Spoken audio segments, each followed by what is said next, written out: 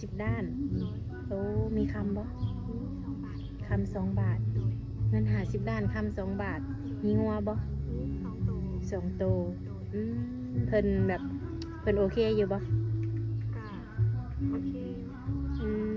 แต่มว่าต้องให้เวลาเราหาเงินก่อน โอ้ แล้วเราสิได้ เพิ่นต้องขอเวลาหาเงินก่อนเนาะคือ50 ล้านนี่คะดองซ้ำกับบ้านเฮาเลยเนาะน้องล่ะ เปิดภาพกับมาพบพอกับผู้สาวโสดเนาะโดยแม่น โดยสบายดีเด้อ ส น้อง บายดี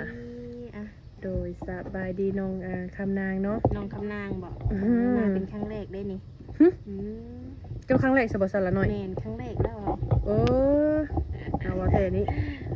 แมนมื่อนี้สิมาถามไทยให้ FC หลายคนเดียวเป็นถามเขามาทางน้องคำนางนี่ก็เห็นเปิดใจมาสักพักหนึ่งเนาะมีแฟนได้นังละ มีแล้ว ฮะ มีแล้ว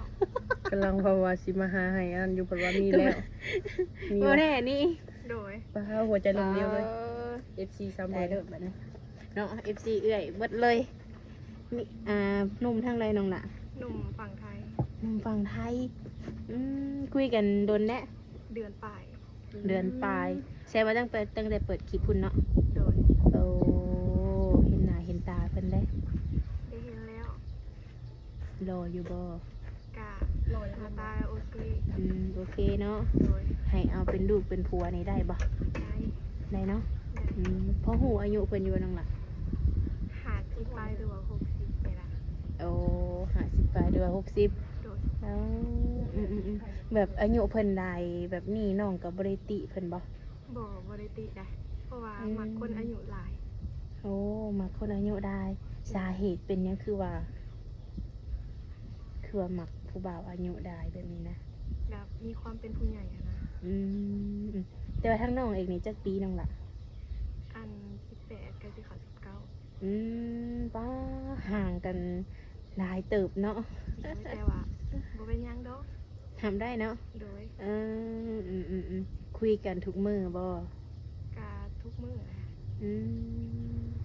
ถือว่าแสดงว่าทั้งน้องนี่ ยังบ่ทันติดใจกับเพิ่นบ่ ถ้ามาปีมื้อนี้ สิปิดมื้อนี้เลย โดย ป้า แสดงว่า FC เอื้อยนี่บ่มีสิทธิ์แล้วเนาะ เอาโดย แบบว่าคันว่าเพิ่นแบบอยากทำความรู้จักกับน้องแบบนี้หันนะ แบบเป็นแบบอ้ายหักแบบนี้บอก แบบเป็นสู่เป็นแฟนบ่มีสิทธิ์เลยบ่ บอเพราะว่ามีแบบมีเจ้าของแล้วอะนะ คันว่าทักทายแบบว่าเป็นพี่เป็นน้องกันได้เนาะ ได้แปลว่าเป็น FC นี่ได้ คันเป็นสู่เป็นแฟนนี่เบิดสิทธิ์แล้ว โดย โอ้หักเดียวใจเดียวแท้น้องคำนางนี่ มาบ่ทัน มาสาเพิ่นเนาะ โดยมาทราบโพด โดยน้องคือแบบหมั่นใจกับเพิ่นเฮ็ดหยังให้น้องเห็นหั้นนะในการกระทำของเพิ่นนี่ การกระทำแบบว่าแบบเป็นผู้ใหญ่แล้วก็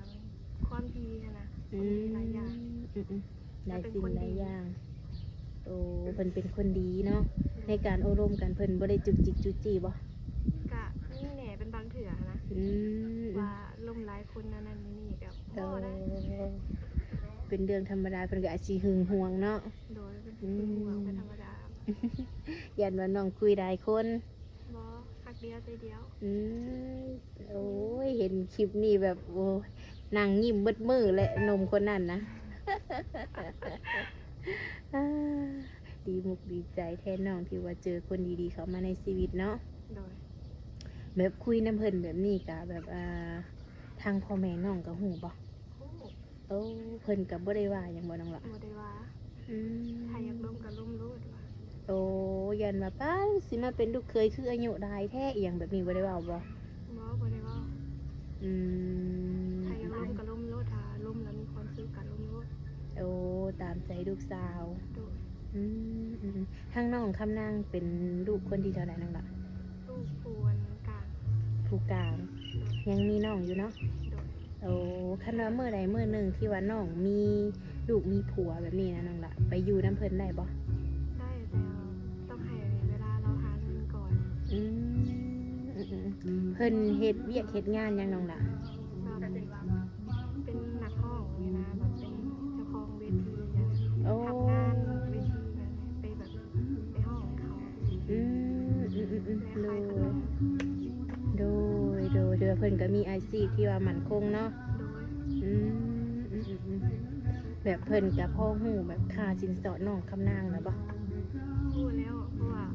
แม่บอกแล้ว โอ้เท่าได้นางหลาน หลักๆก็คือหา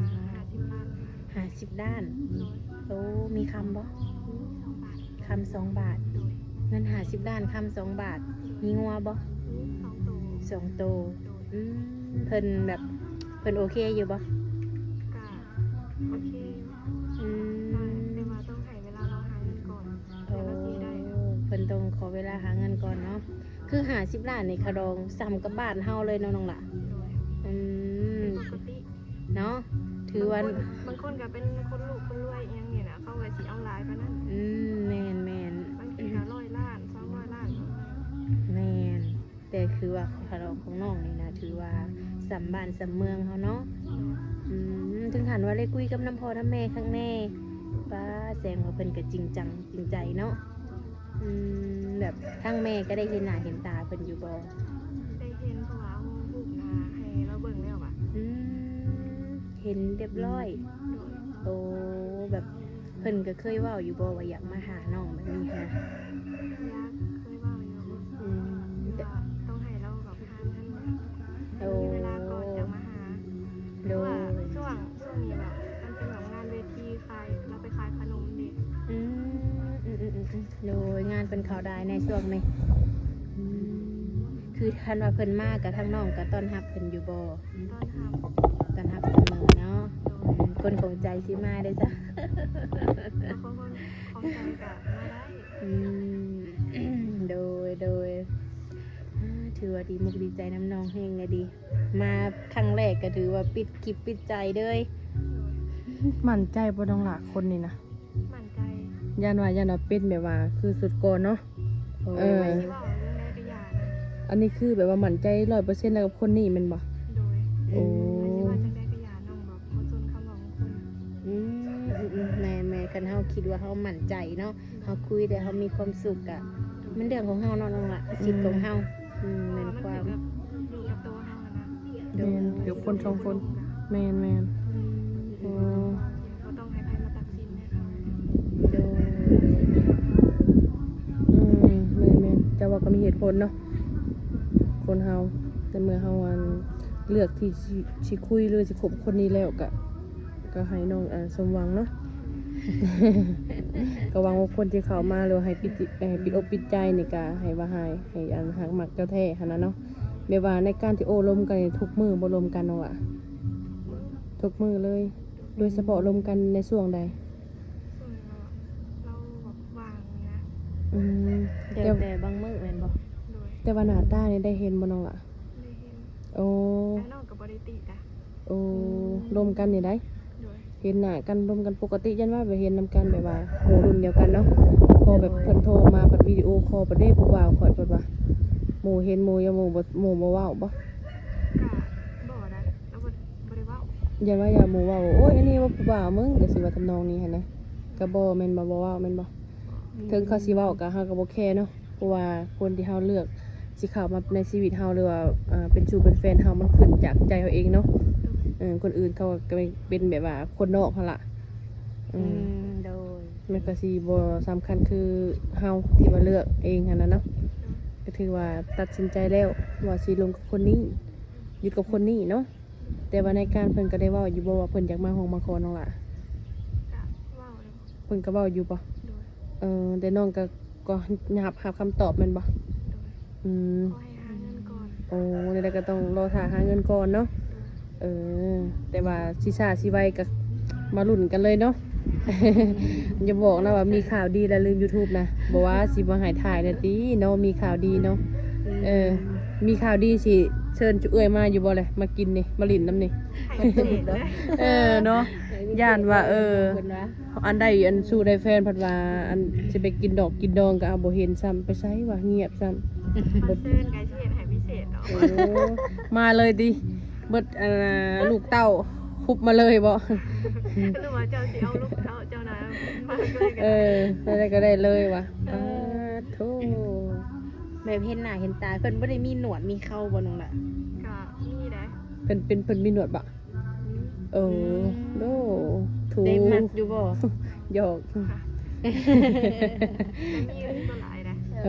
อแบบผู้ดีงามผู้ดีเท่ โดย อืม ผัวข้ามีหนวดมีเขาติ แบบตรงนี้นะ เอาแบบเด็กพี่ว่านางฮันเด้เขาเว่าได้ตามหาผัวฮันเด้ ผัวตามมีหนวดมีเขาเป็นผัวคอยเลยฮันเด้ โดยแซวน้องเพิ่นเนาะ แม่น ก็ดีอกดีใจน้ำน้องหั่นแหละกินข้าวเช้าแล้วมื้อนี้น่ะ ยัง หมดนก ยังบ่ทันกินอยู่ ยังบ่กินข้าวป้าปานนี้ยังบ่กินข้าวอยู่เนาะจักโมงปกติกินข้าวเช้า ประมาณ11 โมงบางทีก็12นะ ป้าเป็นยังคือไปกินนันนากันแท้คือกินสวยแท้ บางทีอะมันบ่อยากนะ มันเป็นในอิ่มบ่ได้ลมกับผู้บ่าวเลยอิ่มแน่นเข้าไปบ่ กะมันมีแนวอะได้ลมกับเรานะมันอิ่ม แล้วว่าตอนเช้าไอ้เจ้าน้องละก็คือตอนเช้าในการโอลมกันลมแล้วบ่ตอนเช้านี่ตอนก่อนสิมาถ่ายเอ่ยสัมภาษณ์นี่ลมกันแล้วบ่ แซ่บ เสร็จกันแล้ว โดย เพิ่นก็เลยบอกว่าให้มาปิดใจเด้อมื้อนี้บ่ โดย โอ้ น้องเว้ามาหลายเทื่อแล้วว่าอันบอกให้เฮานำมาปิดใจ โอ้ เลยมาปิดให้เรา อ๋อก็เลยมาปิดซะในเมื่อทางน้องก็มักฮักเลยเนาะจังยอมมาให้ทางเอ่ยปิดใจเนาะ เออถ่ายปิดใจเพื่อให้ทางผู้บ่าวเพิ่นสบายอกสบายใจเลยเนาะ เพิ่นฮู้อยู่ว่าน้องหลาว่าทางน้องสิปิดใจให้เพิ่นนี่ เพิ่นได้บอกมาเด้เพิ่นว่า อืม เราหาอะไรบอกให้เรามาให้น้องเพิ่นมาปิดใจแบบนี้หันนะ อืมอืม เอ อืม อ ตะกี้ว่าเพิ่นยังบ่ทันฮู้นะ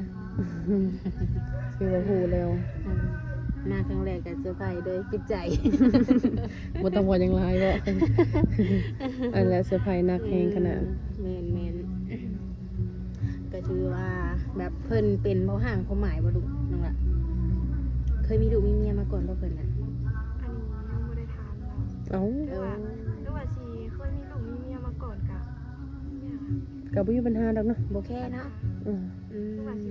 ปากันกับเมียแล้วนะเราก็บ่ได้ติได้ โอ้ยันว่าเพราะว่าทั้งน้องนี่เป็นสาวโสดเนาะแต่ว่าเพิ่นแบบเคยมีลูกมีเมียกับบ่ติเนาะ บ่ติได้เบิด อืมโอ้ถือว่า นักแน่นกับความฮักเอาเลย แม่น เอาง่ายๆซะเนาะ มันคงนี่แหละเพิ่นว่าเพิ่นจริงใจหายากเลยแต่ก็ทั้งอ้ายเพิ่นก็คือโชคดีได้น้องคำนางเป็นแฟนหักเดียวใจเดียวเด้ แม่ บ่เปิดโอกาสให้หนุ่มคนอื่นเลย นอกจากว่าอยากเป็น FC บ่หรือว่าเป็นพี่เป็นน้องกันได้เนาะ อืม คันว่าอยากเป็นแฟนนี่เบิดสิทธิ์แล้วทุกคนเลย แล้ว ตอนข่อยทันได้มีคือบ่เข้ามาบ่เท่านั้นเนาะแต่อยู่ไสบอกเขาเจ้านั่นนี่เด้อ พอข่อยมีแล้วใจสิเข้ามาหาข่อยเป็นไปบ่ได้ว่าสิ เป็นไปบ่ได้เลย เอาคนเฮาเนาะในเมือง ตอนที่ว่ายังโสดนะก็บ่ทักมา บัดพอปิดใจแล้วโอ้ยเสียดายเด้ข่อยคิดว่าเจ้าอันมีแฟนแล้วคิดเจ้าบ่โสดแบบนี้เนาะ ทำนองนี้ว่าซั่นจ้ะ แม่น ตอนที่ว่าเปิดใจกับอันบ่ทักมาได้ประเด็นน่ะ แม่นมีหลายแบบที่น้องหลายมีหลายแบบอยู่เด้เนาะ บางคนก็บ่กล้าเลย อืม เห็นน้องผู้จุกผู้งามเลยบ่กล้าเห็นคนจีบได้แบบนี้นะ แม่น แต่ก็คือว่าได้เนาะกันเฮาบ่ลองจีบก็บ่ฮู้เนาะน้องละ แม่น อืม ถ้าบ่ลองก็บ่ฮู้ได้ถ้าบ่ทักบ่เกิดนะ เป็นความน้อง บ่มีเหตุผลไม่ใช่ย่อยเด้อนี่เด้อขาลมเพิ่น แม่นจังพอหนุ่มไทยจึงติดแล้วเนาะ จังพอหนุ่มไทยจังว่านี้บ่รอดนะ เฮ็ดได้ได เอาเพิ่นน้องเพิ่นเว้าว่าเดี๋ยวจะมีคารุงคาลมอีก โอ้โดยเพราะว่ามามื้อนี้ก็บรรยากาศดีเนาะ อากาศดี อืม ชื่น ฟังเพลงไปนำ น้องเป็นคนหุ่นน้อยเนาะน้ำหนักเท่าไรน้องล่ะ 48 48โอ้ฮอดบ่น้องล่ะ มื้อนี้ก็ถ้าบ่กินข้าวมื้อหนึงก็มันก็ลงไป2โล ฮอด48ผู้บ่ เว้ยคิดไว้40ก็สิบ่ฮอดได้นี่เนาะ สิ่งในเพื่อนแม่ก็มี แต่ว่าเป็นคนที่แบบว่าน้อยแต่ว่าเนื้อแน่นนะ อยู่บางคนนี่ใหญ่ทำนี่ไปคิดว่าประมาณ40จองที่ประมาณเนาะ เสมอเอา60 70 ของข่อย55ได้ 55บ่ เอาไว้เล็กงามเล็กหนูของข่อย อืม งามแบบตื่น พอดีนะสิเจ้า คือทั้งน้องหุ่นน้อยงามเนาะความสูงเลยน้องล่ะความสูงนี่เท่าไหร่ 160แบบ66 67 เพราะว่าข้างนอกเพิ่นได้เครื่องสูงเนี่ยก็เลยน้ำหนักไปถอดเด้ แม่น ความหมายนะ สูงหุ่นดีเป็นนางแบบได้ได้นี่เนาะหุ่นเป็น เนาะเจ้าอยากได้สิเจ้าต้องอดข้าวคือน้องเพิ่นได้ตอนนี้เพิ่นได้กินข้าวเช้า กินทรงเถื่อได้ เลยหุ่นคือน้องยอมเลยเดี๋ยวนี้เนาะ โดยเอ้ยนะว่าเหยาะว่าหัวมวนกันทุกคนเลย แม่ จังใดก็เป็นกำลังใจให้ทั้งน้องน้องน่ะ โดย มื้อใดที่ว่ามีข่าวดีที่ว่านมไทยคนนั้นเป็นมาห้องมาขอก็อย่าลืมแจ้งทางเอื้อยเด้อ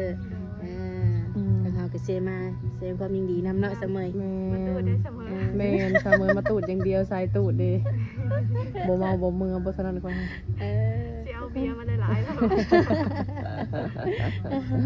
เอ อยากสิกินสมัย เนาะเป็นความหอดมือนั่นก่อนเนาะ แม่น หาได้ซะ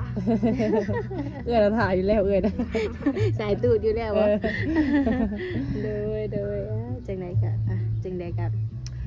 คือว่าหั่นแหละเนาะให้สมหักสมหวังหักแพงกัน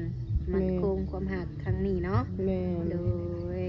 ทั้งเอื้อยก็ดีมุกดีใจน้ำที่ว่าทั้งน้องเนี่ยเจอคนดีๆเข้ามาในชีวิตเนาะ แม่ จังไดเฮาก็สิได้ขอตัวกลับเนาะเสมอเนาะบัด โด นี้ ย เนาะ แม่น มีข่าวดีมื้อใดก็กิ้งหาเอื้อยเนาะ โดย สิได้มาฮอดเฮือนฮอดซานได้ซะเนาะเสมอ มันจะเอาแต่กระลิงสิบ่หอดได้หลายโทรได้ เนาะเด้อเฮ้ย โดยสบายดีน้องล่ะ โดยสบายดี